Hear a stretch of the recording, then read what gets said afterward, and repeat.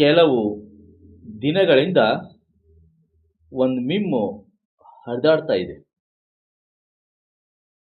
ರಾಜಮೌಳಿ ಯಾವ ನಟರನ್ನೆಲ್ಲ ಮಹಾನ್ ತಾರೆಗಳನ್ನಾಗಿ ಮಾಡಿದರೋ ಅವರೆಲ್ಲರನ್ನೂ ಹಿಂದಿ ಚಿತ್ರರಂಗ ಬರ್ನಾಸುಗಳಂತೆ ಮಾಡಿ ಹಾಕಿದೆ ಎಂಬ ಧ್ವನಿ ಇರುವ ಮಿಮ್ ಅದು. ಬಾಹುಬಲಿ ತೆಲುಗು ಸಿನಿಮಾ 2 ಭಾಗಗಳಲ್ಲಿ ಬಂದ ನಂತರ ಸಾಹೋ ಚಿತ್ರದಲ್ಲಿ ಪ್ರಭಾಸ್ ಅಭಿನಯಿಸಿದ್ದರು. ಅದನ್ನು ಹಿಂದಿ ಭಾಷೆಯಲ್ಲಿಯೇ ಚಿತ್ರೀಕರಿಸಲಾಗಿತ್ತು. ವಿಶ್ವದ ಮಾರುಕಟ್ಟೆಯನ್ನು ದೃಷ್ಟಿಯಲ್ಲಿಟ್ಟುಕೊಂಡು ಈ ಪ್ರಯೋಗಕ್ಕೆ ಕೈ ಹಾಕಲಾಗಿತ್ತು. ವಿ. ವಂಶೀಕೃಷ್ಣ ರೆಡ್ಡಿ, ಪ್ರಮೋದ್ ಉಪ್ಪಲಪಾಟಿ ಅವರೊಟ್ಟಿಗೆ ಹಿಂದಿ ಚಿತ್ರರಂಗದ ಭೂಷಣ್ ಕುಮಾರ್ ವ್ಯಾಪಾರ ತಂತ್ರದ ಭಾಗವಾಗಿದ್ದರು.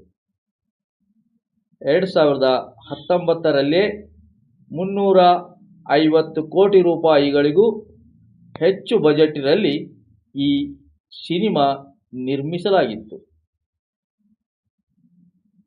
400 ಕೋಟಿ ವಹಿವಾಟು ದಾಟುವಷ್ಟರಲ್ಲಿ ಆ ಸಿನಿಮಾ ಹುಷ್ ಎಂದಿತು.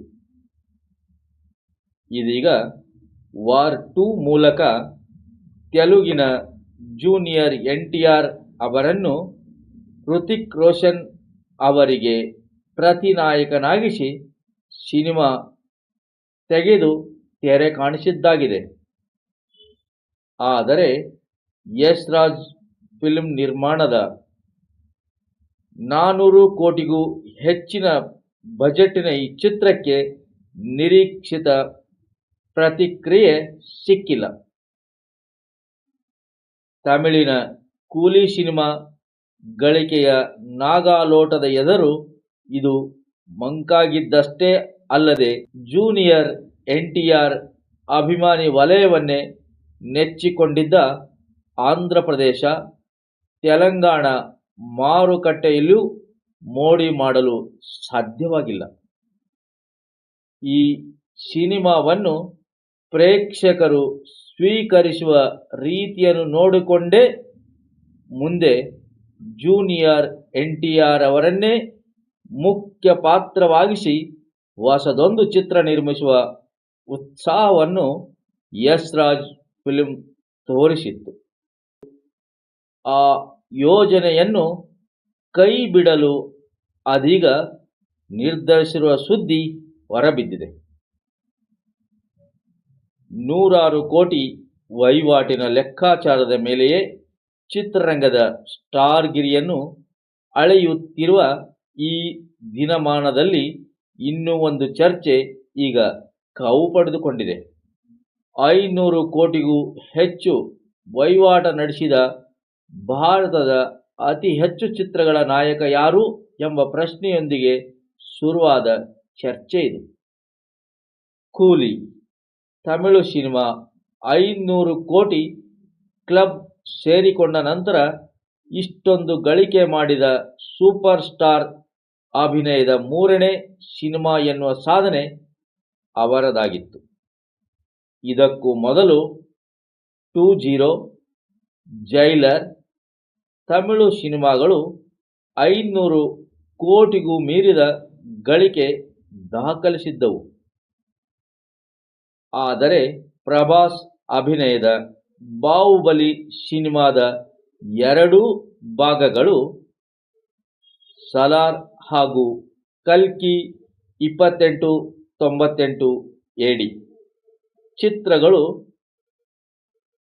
500 ಕೋಟಿಯನ್ನು ದಾಟಿ ವಹಿವಾಟ ನಡೆಸಿದ ವರದಿಗಳು ಎದುರಲ್ಲಿವೆ. ಸಾಹೋ ಸೋಲಿನ ನಂತರವೂ ಪ್ರಭಾಸ್ ಪ್ರಭಾವಳಿಯು ಎಷ್ಟು ವ್ಯಾಪಕವಾಗಿದೆ ಎನ್ನುವುದಕ್ಕೆ ಈ ವಹಿವಾಟೇ ಸಾಕ್ಷಿ. ಅವರಷ್ಟು ಸಂಖ್ಯೆಯಲ್ಲಿ 500 ಕೋಟಿ ಕ್ಲಬ್ಗೆ ಬೇರ್ಯಾವ ನಟರ ಸಿನಿಮಾಗಳು ಸೇರಿಲ್ಲ. ಅಷ್ಟೇ ಅಲ್ಲ, ಶಾರುಖ್ ಖಾನ್ ಅಭಿನಯದ ಜವಾನ, ಪಠಾಣ ಹಿಂದಿ ಸಿನಿಮಾಗಳು 1,000 ಕೋಟಿ ರೂಪಾಯಿಗೂ ಹೆಚ್ಚು ಹಣವನ್ನು ಗಲ್ಲಾಪೆಟ್ಟಿಗೆಯಲ್ಲಿ ಬಾಚಿದ್ದವು.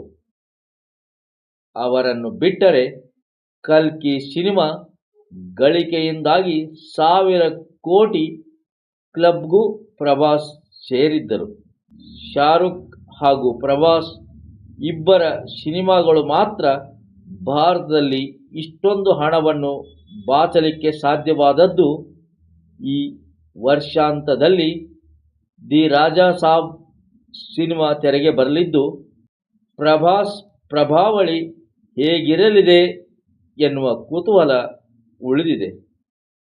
ಮಾರುತಿ ನಿರ್ದೇಶನದ ಈ ಸಿನಿಮಾ ರೊಮ್ಯಾಂಟಿಕ್ ಕಾಮಿಡಿ ಸ್ವರೂಪದ್ದಾಗಿದೆ. ಗೋಪಿಚಂದ್ ನಾಯಕರಾಗಿದ್ದ ಪಕ್ಕಾ ಕಮರ್ಷಿಯಲ್ ಎಂಬ ತೆಲುಗು ಸಿನಿಮಾವನ್ನು 3 ವರ್ಷಗಳ ಹಿಂದೆ ಮಾರುತಿ ನಿರ್ದೇಶಿಸಿದ್ದರು. ಈ ಸಿನಿಮಾ ನಂತರ ಸಂದೀಪ್ ರೆಡ್ಡಿ ವಂಗ ಆಕ್ಷನ್ ಕಟ್ ಹೇಳಲಿರುವ ಸ್ಪಿರಿಟ್ ಚಿತ್ರಕ್ಕೆ ಪ್ರಭಾಸ್ ಬಣ್ಣ ಹಚ್ಚಲಿದ್ದಾರೆ. 500 ಕೋಟಿ ಕ್ಲಬ್ ಸರದಾರರು ಮುಂದೆ ಯಾರಾಗಬಹುದು?